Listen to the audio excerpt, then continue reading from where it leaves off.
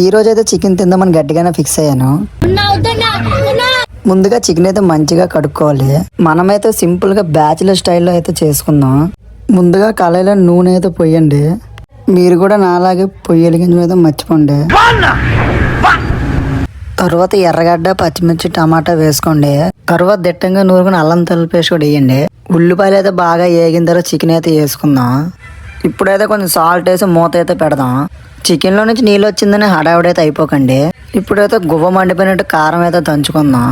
ఇప్పుడైతే కొంచెం పసుపు, జీలకర్ర పొడి అయితే వేసుకుందాం. ఫైనల్ గా గ్లాస్ వాటర్ వేసుకుని మూత అయితే పెట్టేయండి. కోడి అయితే కొత్త ఉడికిన తర్వాత గ్యాస్ అయితే ఆపండి.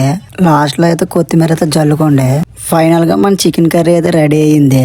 బాగుంటే తినండి, లేదంటే కిటికీలో నుంచి బయటకు పారదేంగండి.